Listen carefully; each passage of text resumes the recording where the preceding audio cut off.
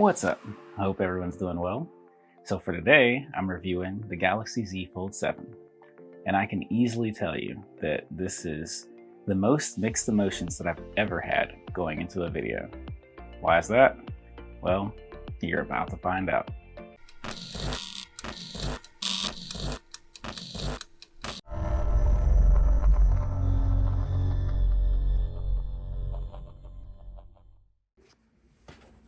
The Samsung Galaxy Z Fold 7.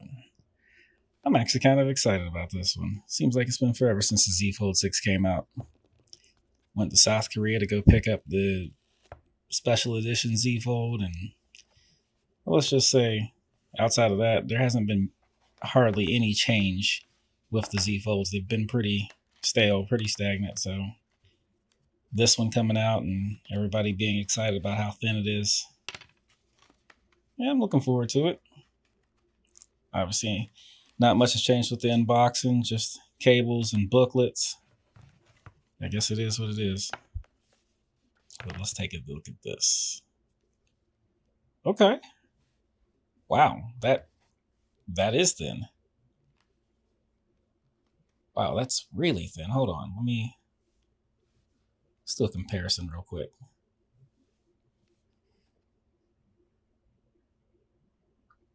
Wow. That's impressive.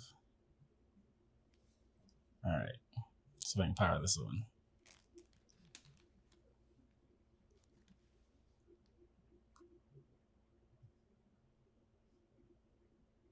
Come on.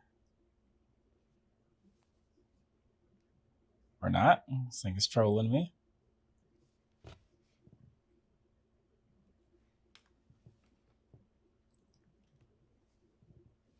Okay. Oh, there it goes. Okay, we good. Man, that is so thin. And it looks good too. The color, so sick. Oh, peel this off real quick.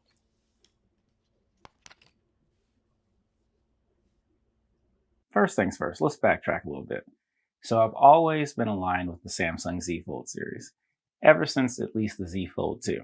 Now we know you're not supposed to do first generation tech products, so I skipped the Z Fold 1. But with that being said, I've also had Chinese foldables and Pixel Fold, and at the end of the day, it just always seemed like, despite some of those other ones having bigger batteries or faster charging or better cameras, Samsung just had a level of customization that couldn't be duplicated anywhere else. So no matter which phone I ended up with, I always ended up drifting back to a Samsung Z Fold. So when the Z Fold 7 was announced, yeah, I was kind of excited, but I also had a lot of mixed emotions to go with that as well. Why, you may ask? Yeah, it looks really cool. I love the colors. It's obnoxiously thin, and that's amazing. Plus, we finally got a proper camera. But the battery is the same size. Charging is the same speeds. The RAM is the same. We lost support for the S Pen. And on top of that, every latest and greatest feature that was announced for the Fold 7 in terms of AI, it is going to make it over to the Fold 6. I mean, it is what it is. And when you look at all that, it's like, do I even want to upgrade? In previous Z Fold models, I was rocking a case that had a slot for the S Pen, and I was good to go. But with the Z Fold 6, I kind of got caught up with this carbon Kevlar case that was like super thin, and it had hinge protection, which is great if you have insurance, because if you ever drop the phone, the first thing they'd look at is the hinge. But it eliminated that slot for the S Pen. So I started taking the Z Fold 6 out without the S Pen. Now, if I knew that I was going to do anything work related where I would need to like sign contracts or whatever, then I would always bring it with me. But it was different not just being able to pull the S Pen right out of that slot in the case and just go to town. So after the previous year of not usually carrying the S Pen with me most of the time, it actually didn't change as much as I thought. It was okay. And that's where things started to change. Another thing was the Z Fold 7 has a wider screen. And while I do think it looks great, I was apprehensive about it because I liked the Z Fold 6's screen width because it was easily usable with one hand. But now that the Z Fold 7 is so thin, it's still easily usable with one hand. So it was like all of these things that I was apprehensive about with the new phone just started getting eliminated. Just as I started to use the phone, it was just like, oh, okay, wait a second. This isn't bad. And this isn't bad. Maybe I kind of like this phone. Side note, when I first bought the Z Fold 7, I bought it in that beautiful blue color that's the 16 gigabyte, 1 terabyte version. Canceled it. Bought the mint color because that was like the rare color for the internet, but realized they didn't have the 16 gig, 1 terabyte version. Canceled that. Went back and bought the blue version again. 16 gigs, 1 terabyte. So, yeah. Once I started using the phone, I could easily see that my opinions were starting to change very quickly. Let's talk about how thin this phone is, because when I hold this up next to the Fold 6, there's no comparison. Matter of fact, when I hold it up next to an iPhone, it feels just as thin, maybe even thinner. Like, that's just crazy. And it may not be, but it's so close. Like, it's really close. And it used to be when I'd walk around with a fold in my pocket, it felt like I had a cinder block in my pocket. But now I feel like I have just a normal candy bar slab phone, except for now it unfolds. Like, this is crazy in the best way possible. Like, this is a long time coming. I don't know why they didn't do this sooner. The camera does seem pretty good. Like, after you take a picture, if you zoom in, like, you can see that it gives you more detail than a Z Fold 6. So that's dope. Zooming in pre-picture, it's, especially if you go to 30x, it looks like a drunken AI mess. I compared the Fold 6 and the Fold 7, and you couldn't tell who had the 200 megapixel camera. Video mode, if you're in pro video, it does give you access to log if you like to do the color grading stuff. So that's pretty dope. One feature that I really would like to see on Samsung's video recording modes is similar to iPhone cinematic mode. And I mean specifically when you can edit the focus after you've already recorded the video. And I know that this feature isn't the most important thing. It's probably not on Samsung's top 200 of features that they're even considering adding. But I do use that feature a decent amount, and I really would like that. That'd be nice. When it comes to the battery, well, it's the same. Like, same size, same charging rate. And while I would love to see 45 watts like they have in the S25 Ultra, or 50 watts, or, something better than 25, it is what it is.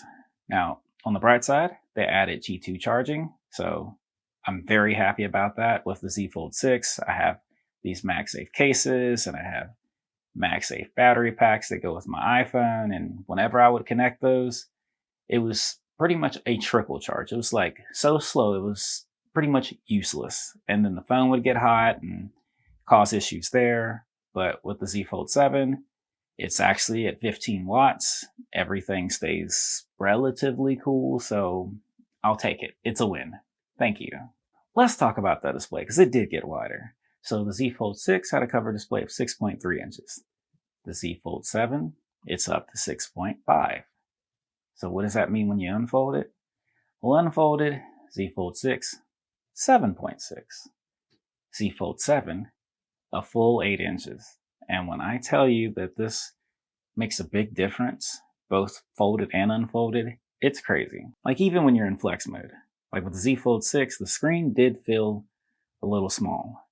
But with the Z Fold 7, it feels like you have a candy bar style phone with a kickstand. Like, it's more than usable. So props to them. That it makes a big difference. I say all this because with the Z Fold 6, it felt like there was a lot of complaints out there, and it almost feels like Samsung just didn't listen to any of its foldable user base. But with the Z Fold 7, it felt like they heard everything, almost everything that we were complaining about, and made this epic phone. Like, it's probably one of the thinnest phones you can get in the world, and it still has all of the customization features that we'd expect out of a Samsung. It actually has a really good camera. Like, this is a game changer for sure. And I wasn't expecting that. And even though I had so many reservations about getting the phone, once I started using it, like day one, I quickly could see how special this phone was. And so I went from somebody that was expecting to buy the phone and eventually, sell it and move on to the next one, to very committed to the Z Fold 7 being my daily driver for at least the foreseeable future. But with that being said, there's a lot of fun phones coming. Like, we're only halfway through the year. We've still got the Pixel Fold coming, the new iPhone, whatever Vivo X Fold Pro is coming, and we still got the Samsung G Fold. So it'll be very interesting to see how well the Z Fold holds up. But with that being said, let me know your thoughts. I'm interested to see what you have to say in the comments. And as always, take care.